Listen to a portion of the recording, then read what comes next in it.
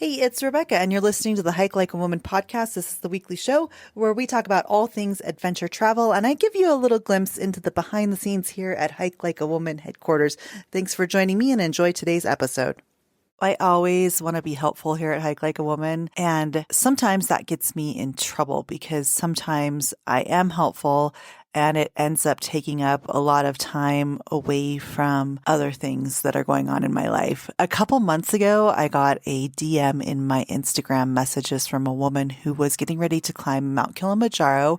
She wasn't climbing Kilimanjaro with us, so she's not a trip participant for Hike Like a Woman. She's not a client of mine, but she had a ton of questions. And naturally, I wanted to help her with her climb. So I answered some of her questions, and then she just kept DMing me. And then I felt this obligation to keep answering her questions that she had about climbing Kilimanjaro. And it went on for quite some time before I realized that she was actually taking advantage of me by taking advantage of my time and my willingness to help. And I went through this thing where I started to feel really guilty because I want to always be helpful. I always want to answer questions, but I also have people who are paying me to lead them to the summit of Mount Kilimanjaro.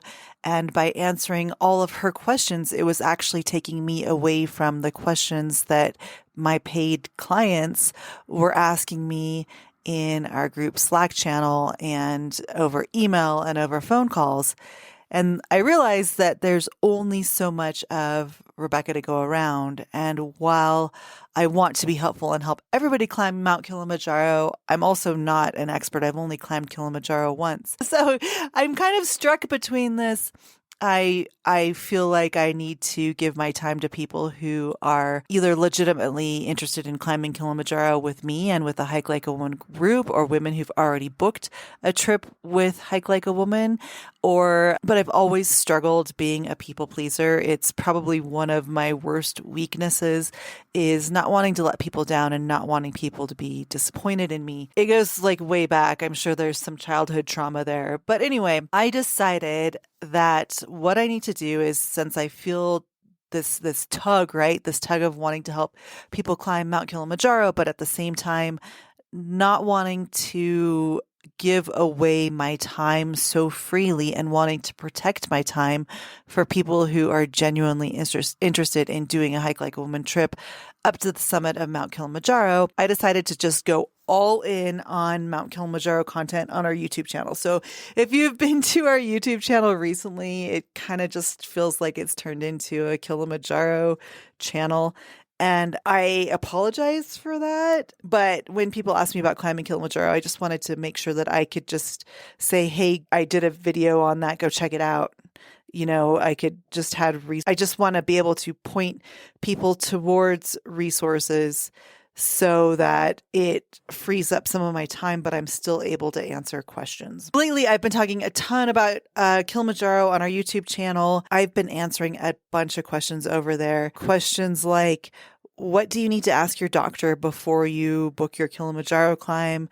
Questions like, what do I need to do to be mentally prepared for climbing Kilimanjaro? That might actually be a good podcast episode. Maybe we'll do that. Let me know if you want to hear a podcast episode about that. Anyway, I've been talking a bunch about Kilimanjaro gear, and then I put together this really cool checklist, which is what you need to do like 6 months before your climb, 3 months before your climb, 30 days before your climb, and a week before your climb, just to break down all those things. There's so much more than just booking your trip with your guiding company.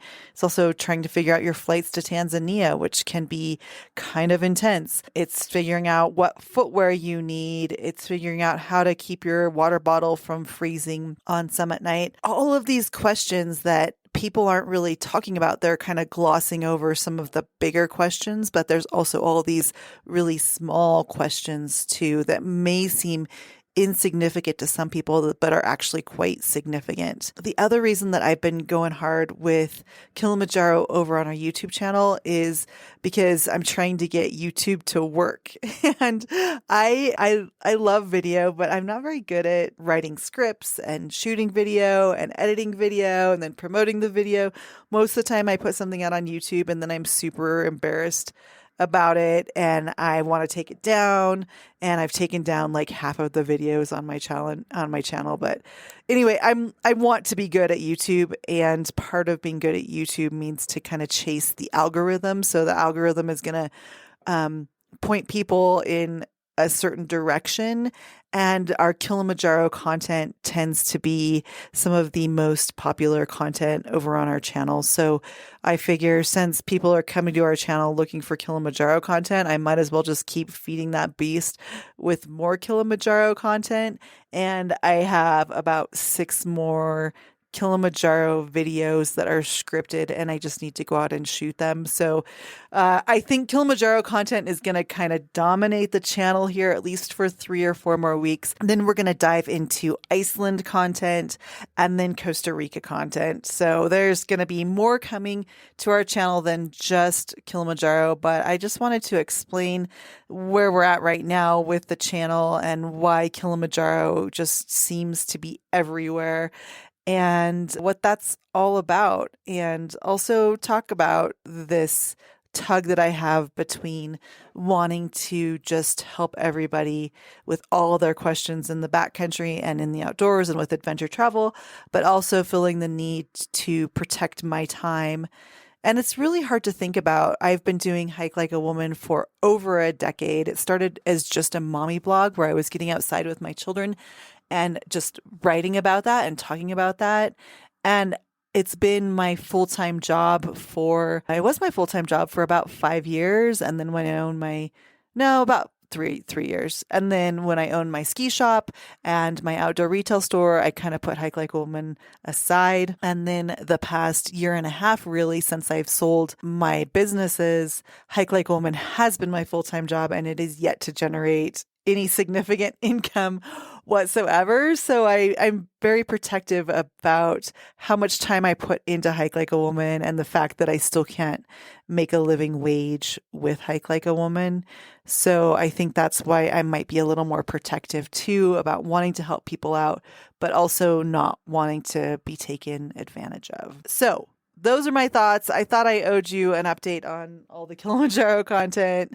And if you do have questions about climbing Kilimanjaro, you can reach out to me and I'll probably direct you to a YouTube video. Or you can book the trip to climb Kilimanjaro with us in August. And when you do, I'll put you into our Slack group and you will have access to ask me any question at all 24 hours a day, 7 days a week, because we have a lot of really good pre-trip conversations going on in that channel right now with the 16 women who are booked for that trip, August 20th through the 29th. 28th, we're headed to do the 7-day Machami route, which is a incredible route on Mount Kilimanjaro.